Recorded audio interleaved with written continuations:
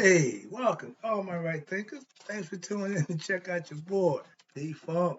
Thinking right out here in my lab. What do I do for you? Rocking my white and my pyramids too. I got a nice lesson. This is part two that I just gave you, which was the title was the teaching of the oneness of God. Now I'm gonna back that up with understanding the oneness of God. I got some more information that should make that oneness of God pretty good for you if you have a better understanding. So let's do what we do. Writism, 25 rules to live by. Storyteller, story with a message in the story for life. I give life lessons. You tune in to receive them. We got a good thing going. Let's do what we do. Right Thinker's mission, yeah, I'm on it, is to enlighten, inspire, educate, and motivate you, the individual, to a higher spiritual level of enlightenment. Right Thinker's way of life, and that's what it is. Through mental and spiritual discipline daily will help and guide you to obtain your goal of spiritual enlightenment, aka know thyself. That's my mission, that all right thinkers know thyself with the information I set forth for you to do just that. I got you. Tune in. You'll get what you need if you pay attention. The question I ask is, do you know you? I'm just trying to get you to be comfortable with the answer for yourself. With my lessons, that you'll be able to do just that. So if you don't know, it's rhetorical, but if you don't have the answer, tune in. I can help you with that. That's what I do for you. Let's go. A person who knows not and knows not that they know not is foolish. Don't be them. Disregard them. A person who knows not and knows that they know not is simple. You teach them. That's why I do what I do for you. Appreciate you too. Stay tuned. I got more for you. A person who knows not and believes and think that they know is dangerous. Avoid them. I do. A person who knows, but knows not that they know is spiritually asleep. I can awaken them. That's what I do for you. A person who knows and knows that they know is wise. Follow them. All these persons reside in you. Right thinkers know thyself. And to Maya, be true. I left off the last lesson with the oneness of God, where God cannot be seen with mortal eyes. What they're saying is, if you don't open your third eye, you'll never come to grips with God. Why? Because the pineal gland is the transmitter to God. And once you open that, then you see God. The veil of ignorance will be lifted. You will know thyself. That's the concept. Now, let me give it to you where you can understand the oneness of God. Now, the statement signifies that no one who looks for God with what? The understanding of the ego concept will what? Will be able to see God. Really? Why? What they will see is the world of time and space and deities created out of what? Their own imaginations. Why? Because they're looking through an impure intellect. They're using human eyes to see spiritual concepts, and that won't work. Why? Because the intellect, mind, and senses, they're looking through the impure, okay, intellect, mind, and senses. That means you're dealing with the physical body, and it's all spiritual, which is more mental. In order to what? Understand God. That's what I want you to do. Understand and know God, you can serve Him in earnest. Why? One must transcend what? Your human ego, and thus become what? God-like. I had a conversation this morning with the young man. We don't need to become God. We can't become God in the flesh, but we can become God-like by living according to His rules and following spiritual disciplines by treating people doing right and showing God you're a good person. Watch this. And it is only then that the correct understanding will dawn. If you don't open the third eye, if you don't raise your conscious level, if you don't understand God and the oneness of God, you ain't never gonna know Him. You're never gonna see Him. Okay? Watch this. Now, in order to fully comprehend the nature of the divine and the principles of duality, you see me do this. That's Maya. She represents duality, pairs of opposite, okay? Equal opposites. That's what Maya, and that's what duality is all about. Two things coming together as one. A coin got two sides, head and tail. Okay, understand that. That's duality. God ain't dual. He's non-dual. Watch this. So let's get to understand. In order to fully understand the nature of the divine, the principles of duality and non-duality must be fully explained and understood. I'm trying to do that right now. Let's go. Dualism is the belief that what all things in nature are self-sustaining, and it is, and separate from an underlying essence. This is like saying that the light bulb, watch this, lights up under its own power. No, it don't. That it is separate from any source of power. No, it's not. Without recognizing what? That the true source of the illumination of the electricity which is flowing through the bulb, dualism is what? The belief in the pairs of opposites. Again, wherein everything has a polar counterpart, male, female, up, down, in, out. See what I'm saying? So that's dualism, that's duality. And we are programmed to think that way.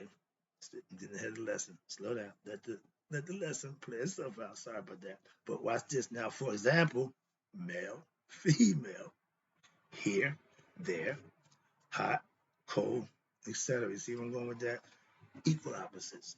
And I just gave the concept of equal. It could be 10 pounds of crack and 10 pounds of gold. It still weigh out 10 pounds. That's equal opposites. They might not be nowhere near the same, but they weigh the same. Okay, remember. That's why when male and female, there's no better. Why? Both y'all need the other one. So no more stronger by itself than the other. That's why. That's again duality, equal opposites. Why these elements, watch this, seem real to the human mind? Mystical philosophers throughout history have been claiming, watch this, that this is only an outer expression of the underlying essence from which it originates. Okay. Now, but in reality, watch this. This underlying essence is what? Non-dual. One, singular. And what? All encompassing. Absolute. It is the substratum of what? Of all that exists. Modern science, here we go, has been confirming this view. All modern man is doing is affirming what the ancients already knew. So, from my perspective, that's what I see. Now, this view of what matter through the latest experiments of what quantum physics says that all matter is composed of energy. We are energy, frequency, and vibration. Energy, Amun, frequency, Ra, vibration, Putta. So it all comes together. No matter how you slice that pie, it's gonna still come down to one. And watch this. Most importantly, watch this, for this study of dualism is a state of mind that what? That occurs at an immature level. Hear me. Dualism occurs at an immature level of what? Mental understanding of reality. There you go.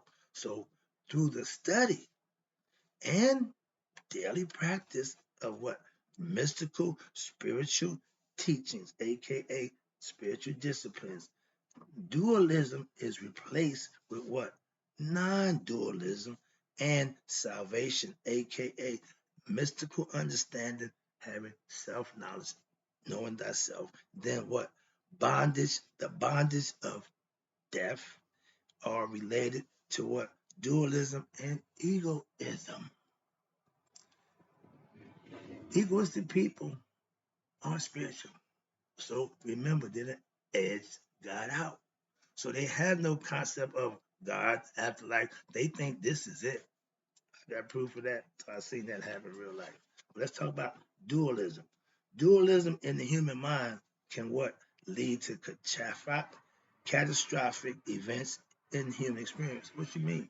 Why? Because the mind is trained to what? To see either good or bad, acceptable or not acceptable, you or me, etc. There we go. Opposites, that's dualism. But when we're trained to think like that, and what's this? And not the whole of creation, which is composed of what? Many parts.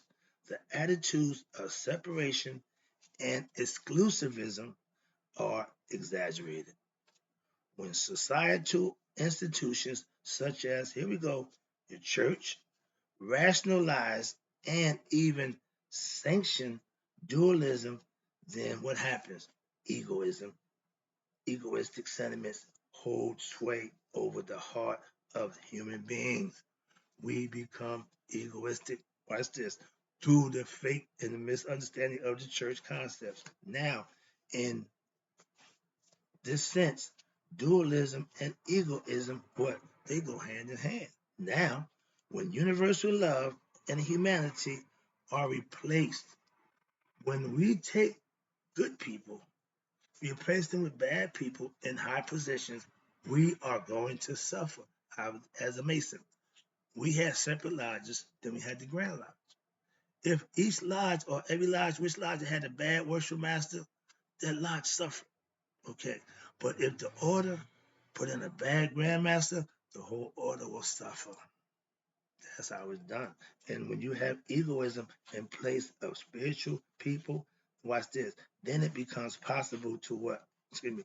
When universal love, what we don't have no more, and humility are replaced with egoism, then it becomes what? Possible to what? To hurt others, mistreat others, and abuse nature. Sound familiar? When people forget, watch this, their common origin and destiny, what happens? They'll easily fall into that vast pit of egoism, self-grandize, seeing themselves as what? An individual, me, I, in the world of what? More individuals, more ignorant people, fighting a battle of what? Survival. For what? For pleasures of the senses, the body, physical pleasures, greed, selfish, all that good stuff, rather than what? Than the divine, beings who are made in the same image. We are spiritual beings having human experiences, but it tells us our human experience takes over our spirituality, so we are more human than spirit. I'm trying to get us back to being spiritual because that's where we lie. But we doing humanistic stuff and it ain't working. Everybody wants, everybody got to do, everybody got to get. Nobody shows the love for God. Nobody becomes spiritual. Nobody showing love. And you have the same image. Watch this. We fight in a battle. Individuals, egoistic people, fight a battle to just survive. Watch this. For what? Pleasures of the flesh, rather than as being divine beings who are made in the same image, aka God, with the same frailties and potentials. This degraded condition opens the door to the deep-rooted fear and inadequacies of the human heart, which translate into what? Atrocities of history. We have done some of the worst things to human beings in the name of God. The crusade, all these things that we did, claiming that our God gave us the right to kill you if he went to us. That ain't God. We understand that. But watch this. Beset with what? Ignorance. People seek to what? Control other people. And now even nature. And to satisfy what? Their own inner urges through what? Violence if necessary. Oh boy, if he don't get on the ballot, if he don't win the election, he can't be responsible for what his people gonna do. Okay, let him do it. But that's just ignorance at its highest level. Why? Because they cannot control who? Themselves, and express their deeper needs in a constructive, responsible way. Ignorant people, once they get mad, ain't no rationale. There's nothing you can do, but you have to fight. Yeah, why? Because that's the only thing they know. They done reached the limit. They done maxed out in their knowledge and understanding. So now all they're gonna do is knuckle up. They gotta get physical. That's the last resort. Okay, defend themselves. In Indian Vedanta tradition, duality or Vyate is seen as what? The greater error of the human mind. Why? For this reason, all of the disciplines of the Vedanta yoga concepts and ancient Egyptian mysticism, you got Buddhism, you got Taoism, you got creation centered spirituality, are directed toward what? Developing a correct understanding. What I'm trying to give you, a correct understanding of human existence, aka knowing yourself and who you are, when the underlying unity behind the duality is discovered, there can be no violence or ill will towards anyone. I found that out the old fashioned way. I wanted to do something to somebody and I got a chance to do it. It wasn't there. So that's a good thing. Harmony, listen, and enlightenment arises when spontaneously, just like that. When it hit ding, the light goes, oh yeah, you right, you fall right in line. But watch this. Egoism now gives way to what? Universal love and peace. Set or acquiesce to your higher nature. He will give in, but not without a fight. He's not going to just give it to you. If you want something, if somebody got something you want, bylaw number 11, my prison mindset, my project concept.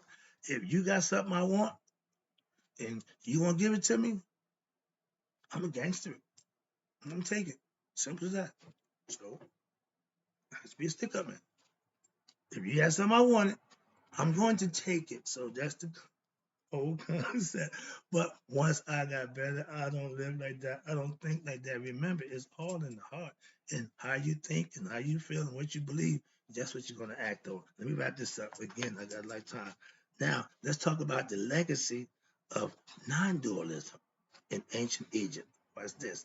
And its influence on what modern religion can be felt even to this day. Watch. Now, the long history of non duality in ancient Egyptian religion may be seen reflected in what they call the Coptic Church. In modern day Egypt, the Coptic Church is the major Christian church in what modern day Egypt right now, they're Christians. Egyptians as Christians. The name Copt is derived from the Greek word for Egyptian. See, they change everything to confuse you. If you ain't really versed, you don't know what the hell, who they talking about. That's why I do what I do to enlighten you, to help you get what understanding, so you know what it is you need to know for yourself. Now, the ancient, that's another word for Egyptian, and the Arabic quit, Qubt, which is a westernized, which was westernized as Copt. Same thing, it meant Egypt. Now, the origins of Egyptian Christianity. You ever heard such a thing?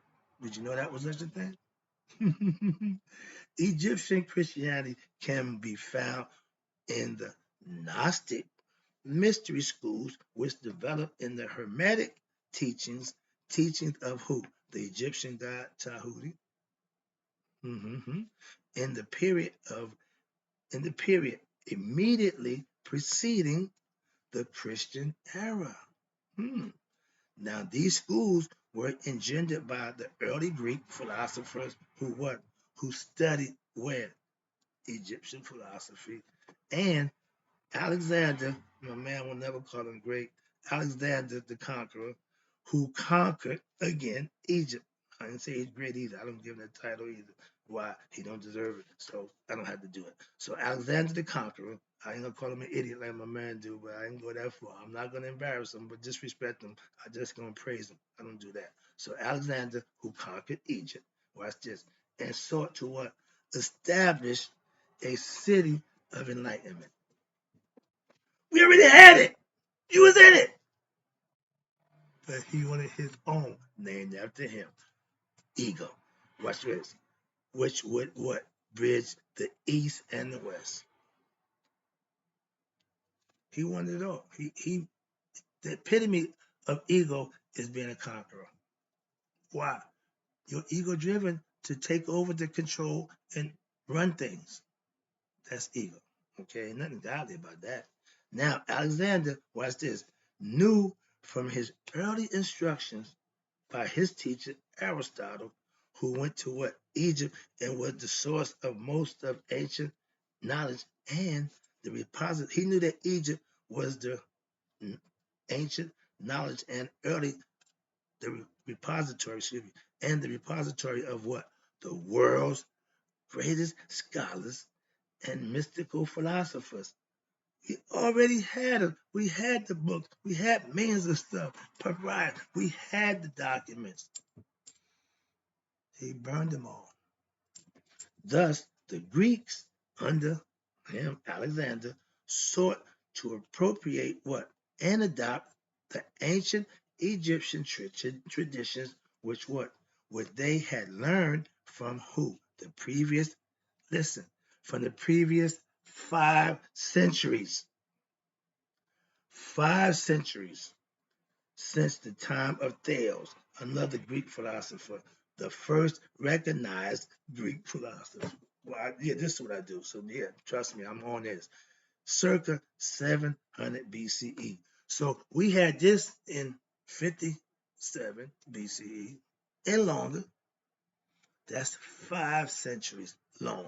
And watch this. Now, in order to carry on the mystical traditions of Egypt, along with what? The highest technological advances. We were an advanced race of people at the time. And watch this. Now, these Gnostics, Hellenists, okay, intermixed with who? The Jews living in Alexandria in northwest Lower Egypt in the next 3 centuries, for 3,000 years, okay, they show you how everything 332 BCE. That's because when Alexander came in, Ptolemy took over. From that point on, we was under rule of the white people. In the next 3 centuries, for the next 3 centuries, noticeable Christian philosophers would emerge out of where? Alexandria. Think that's by accident, and who would what? Exert a strong influence on early Christianity and later cause what? The separation. Here you go. When you have a faith, a religious faith, and the people who practice it are at odds, it's going to split and branch off. Watch this. It's going to fragment. Watch this. Now, cause the separation of the Egyptian Christians. I never heard of that. From the Roman Byzantine Christians, black Egyptians, white Romans, and Byzantine. How about that? Same thing. Race the people. Same thing, different view. So they had to do what? They're going to do this and they're going to do that. So you got separation. Moving on. When I was in the Masonic order, I asked my grand, why do we have separate organizations of Masons? Because the one at the top get to wear the hat and he has the power. They don't want to give up the power. The power man. How could you be a nobleman, claim to be so, but you are ignorant as the day is long? So that's my side, but that's personal. My feeling about the Masons, the Masonic order. Meanwhile, people that practice it don't do it. That's why it's died out. Wow. Same thing with church. Starting to get better and smarter. But this includes, watch this. Now, these included, you ever heard of Clement of Alexandria, Origen, or Arius?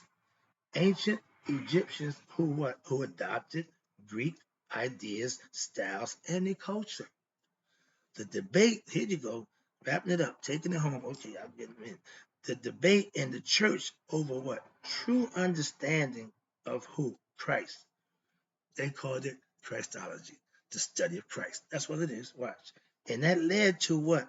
A separation between the church in Egypt, aka the Coptic Church, and the churches of the Roman and the Constantinople, Western Roman Empire, and the Eastern Roman Empire, respectively, the majority of Egyptian Christians, I can't get over that, refused to go along with the decrees of the Council of Chaldean.